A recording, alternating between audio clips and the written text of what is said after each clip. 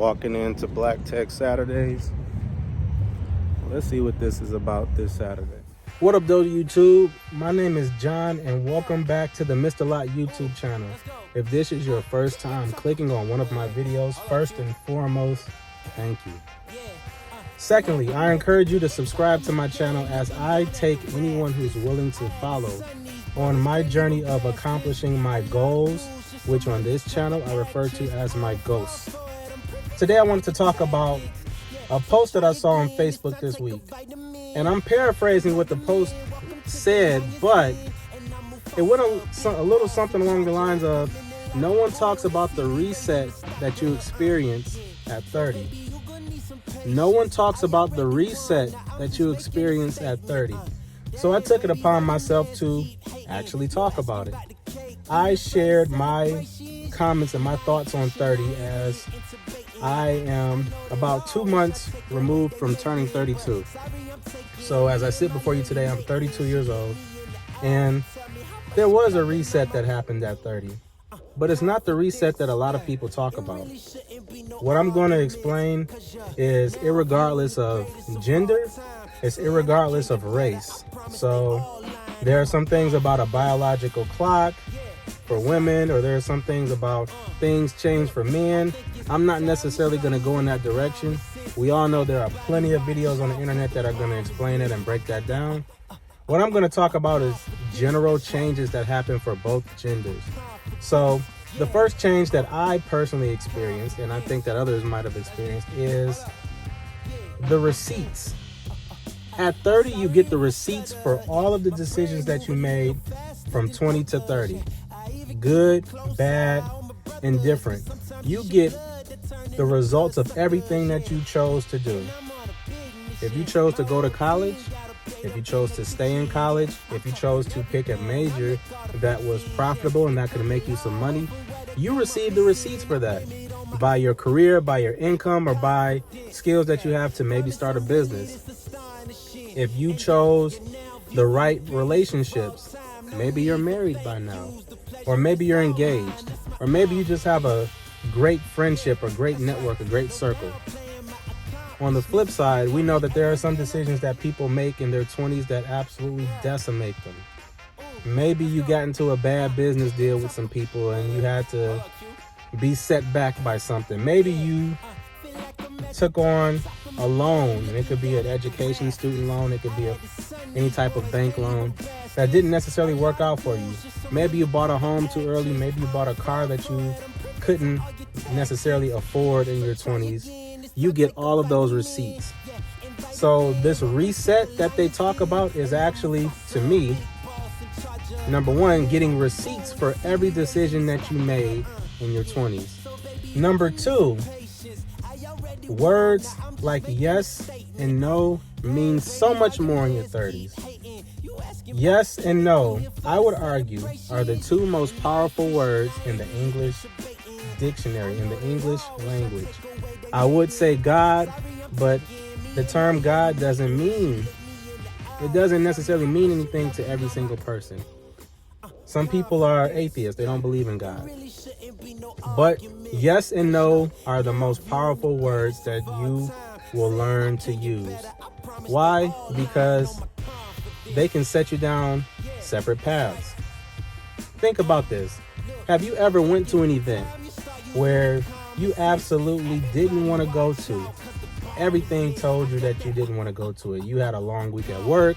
You didn't feel so good. You were feeling lazy. You wanted to chill on the couch, but you went and you met someone amazing, or you had a great time, or you blew up some steam, or you just were able to really enjoy a good night out on the town, or a good day out on the town, depending on whatever that particular event was. That one decision could absolutely change the trajectory of your day, your week, maybe even longer than that. On the flip side, have you ever said yes to something that was absolutely the worst decision that you could have made in that possible time? I've said yes to, using the inverse of what I just described, I've said yes to going to events that I absolutely hated going to. I blew a lot of money.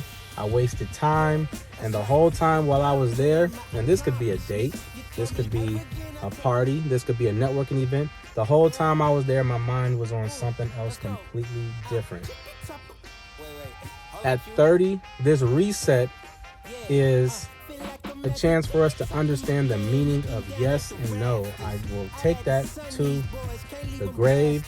Yes and no are the two most powerful words in the English language. And the final reset experience that I had at 30 was that my budget changed. I'm not talking about money, guys. I'm not talking just about money, I should say. So when you're 20, your budget is literally what's in your bank account. That's it. What's in your wallet? How much cash do you have on hand? If you have, use a visual. If I have $150, my budget was whatever that $150 could get me for that night.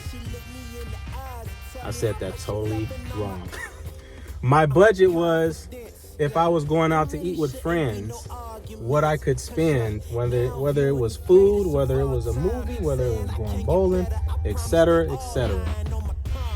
But after 30, you start to realize that your budget is much more than your wallet. Your budget is your time and your health, in addition to what's in your wallet. So at 30, and now at 32, every time that someone asks me to come out and do something, even Black Tech Saturdays, I sit and I think, okay, number one, can I afford it? This event was free, so I didn't have to really worry about that. Number two, can I afford the time?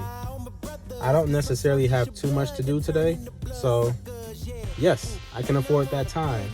And number three, health-wise, can I afford the mental toll that wherever I'm going would take on me? Now, since this is a networking event, it's meant to empower, so it's a net positive regardless. But at 30, you think about dates.